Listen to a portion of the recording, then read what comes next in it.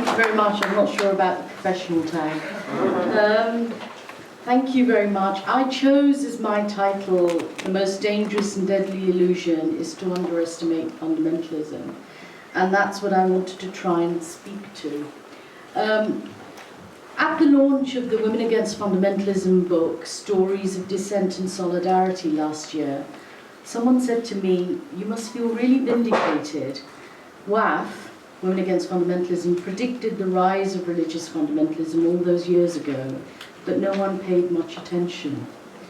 Of course, we can take no pleasure in being right about our predictions about religious fundamentalism. And in any case, even back then, I don't think any of us could have predicted the extent of the rise of religious political movements and the violence and atrocities that have followed globally. We speak in the shadow of a litany of unspeakable horrors. The recent massacre of what were mainly radical left-leaning journalists in Paris, and the no less shocking acts of religious extremist violence, murder and genocide committed by religious political extremists in Nigeria, Afghanistan, Pakistan, Syria, India and elsewhere. And they've been committed on the majority of people who are civilians and who are from the same religion as the perpetrators who speak in their name and in the name of religion. The list of such atrocities is endless, but so is the underestimation of religious fundamentalism, especially by many on the left. So I stand here actually feeling bookended by two events. The Rushdie affair in 1989 and the Charlie Hebdo affair in January 2015. What both the Rushdie and the Charlie Hebdo events have in common is the struggle for free speech and the right to dissent. In the UK, the Rushdie affair was actually my initiation to the politics of religious fundamentalism and to the politics of resistance to fundamentalism. A resistance that developed with the passage of time and eventually stalled, but which at its highest point did not compromise on challenging racism and imperialism and religious fundamentalism. WAF's guiding mantra was that both struggles have to be waged at one and the same time, since they are each other's environment. And whilst we were at pains to point out that free speech does have limits, when it becomes incitement to hatred and violence, for instance, the demand for the extension of blasphemy laws, which has historically privileged Christianity in the UK, was not one of those limits. We also made the point that free speech was not just a liberal, but a feminist issue, since the right to dissent from patriarchal, religious and cultural orthodoxies has always been an important part of the feminist armory. Our analysis showed how the real losers of the emergence of religious culture and politics of so-called causing offence, which has created the fallacious idea of the right to be offended, were women, sexual minorities and other religious minorities, more often than not from within the same communities. And so it has proved to be. Those who are targeted are those who dare to show irreverence or question and criticise religion. From the furor surrounding the staging of the Bestie play in 2005, which according to Sikh fundamentalists offended Sikh sensibilities, to the pulling of the MF Hussein exhibition in London in 2006, following protests by Hindu fundamentalists who claimed to be acting on behalf of all Hindus similarly offended, and to the presence of vigilante groups of young Muslim men linked to Muslim fundamentalist movements in East London, who have become self-appointed guardians of community morality. What we see is Hindu, Sikh, Muslim fundamentalists have all mobilized, campaigned, and protested aggressively, and even violently. And in doing so, they blur the distinction between protest and intimidation, which is deliberately used to terrorize and censor democratic debate. So what I think we're grappling with And what we learned very early on is that religious fundamentalism has little or nothing to do with religion. It is about power and politics. It's about the use of violence to suppress alternative ideas and any form of dissent from religious orthodoxies. It glorifies criminality and disguises it as a fight for a just cause, even as the defense of human rights. It uses violence to destroy free, open, democratic societies that are created out of struggles for accountability whenever and wherever power is exercised by individuals and institutions. The end game of all religious fundamentalism is hatred and intolerance, silence and violence.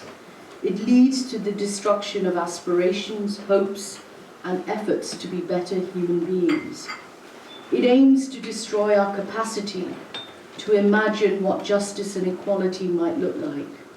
Ideas that should be, to borrow the title of an article by the Indian historian Lilith Simeon, the music of humanity.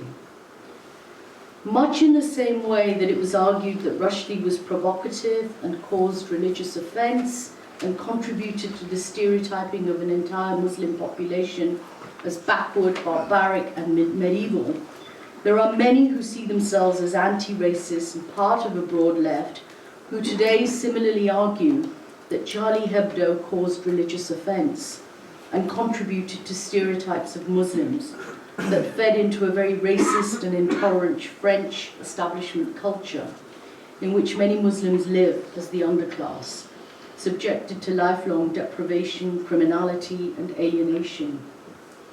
Further, it is argued that what occurred was not satire, since it involved the powerful insulting the powerless.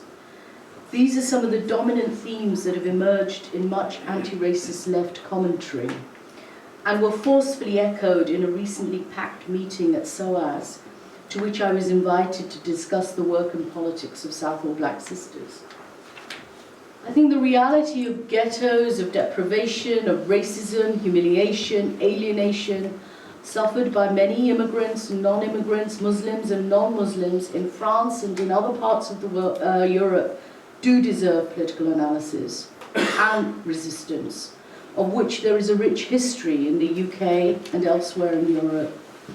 SBS grapples with the impact of institutionalized racism every day, as we witness how inhumane anti-immigration measures divide families, creating death, fear, destitution, homelessness, and mental health breakdown in minority communities. How black African women are criminalized by the police for defending themselves against domestic violence, and how Asian women's struggles against forced marriage and honor-based violence are abused by the Home Office to serve its own narrow political agenda on so-called integration, by which we can read assimilation and border control. So although even here, as we talk about institutionalized racism and other forms of racist brutality, we would be only telling half the story if we didn't also acknowledge the fact of communalism and prejudice in our own minority communities. These are urgent matters that require us to mobilize and campaign against, sometimes actually with considerable humor, for without it we can't get through the painful realities of everyday life. But what is also urgently required is the need to grasp and accept the fact that the story of Charlie Hebdo starts not with the racist context or the aftermath of the brutal killings, but the killings themselves, which are the product of a religious far-right ideology that is nihilistic and no different from fascism. It is not possible to justify without loss of integrity that such killings are the consequence of the dispossessed and the disenfranchised. Try telling that to the parents of the hundreds of children who were murdered in Pakistan, or to the parents of the children who have been abducted and killed in Nigeria. Nor does it explain the fact that religious fundamentalist movements have also attracted the well-integrated, the middle class, and the educated. Despite the most gruesome acts of depravity, criminality, and brutality, many on the left endlessly peddle the view that Charlie Hebdo is racist and Islamophobic. And I actually think it's a pervasive misconception that has taken hold amongst the left, like some collective sickness. And actually many of the journalists in Charlie Hebdo were left-leaning, were trade unionists, were part of the Communist Party, and so on, and have rich traditions in fighting racism in France and anti-immigration policies and other things. The argument that these terrorists were merely the victims of the war on terror, or of French state intolerance and racism and Islamophobia and Western imperialism, is fallacious.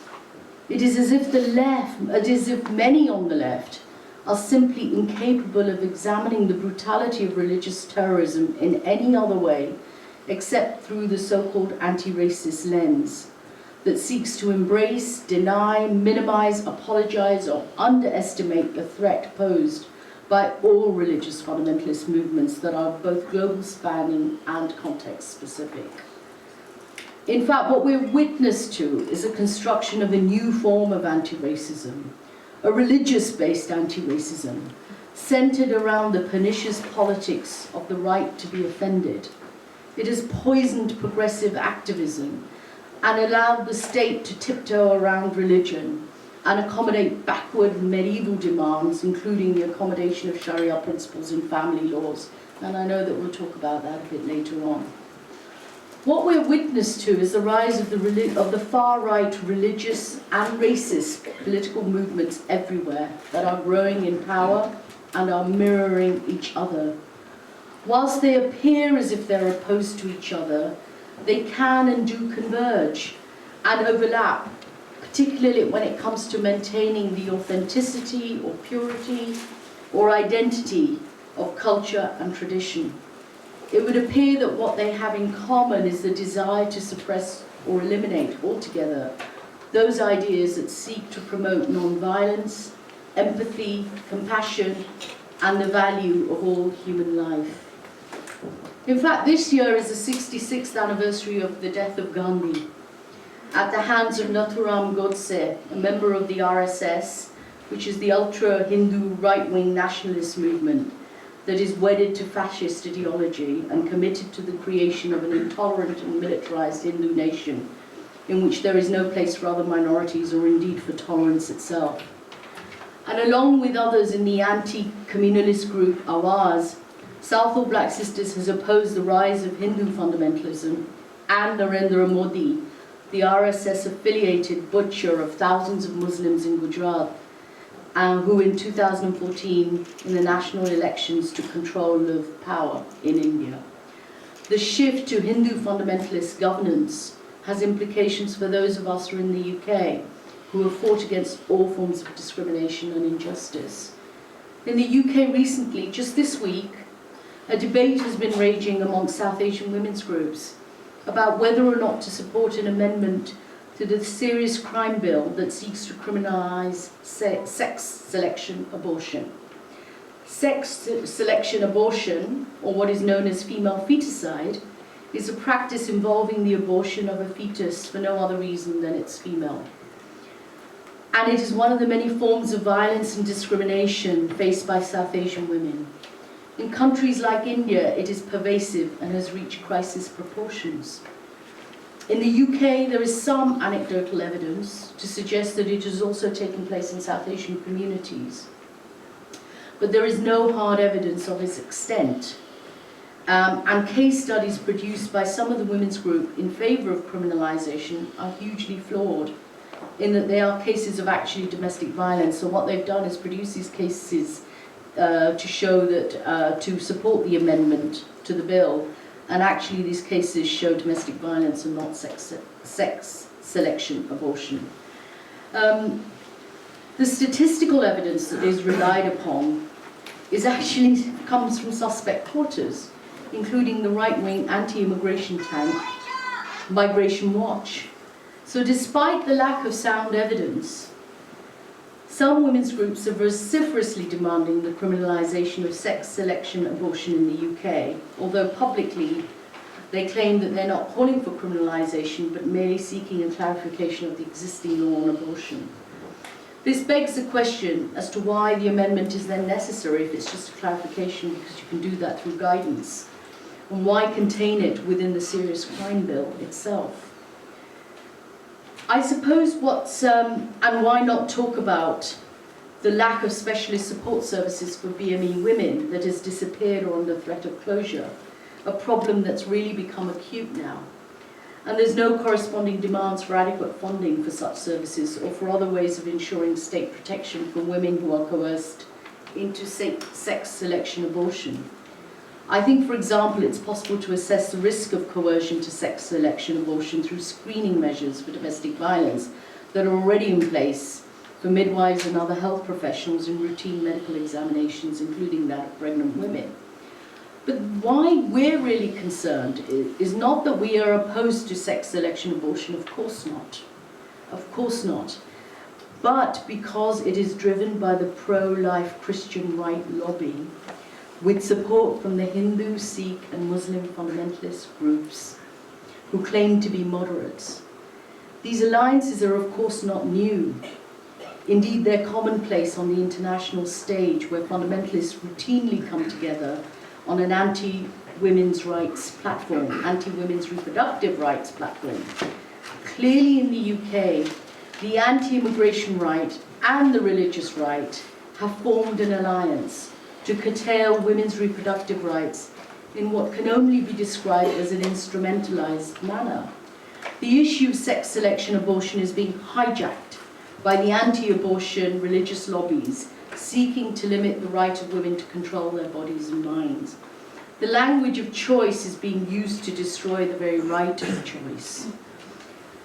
Such actions are yet another attempt by religious fundamentalists to roll back hard-won reproductive rights that black and white feminists have gained.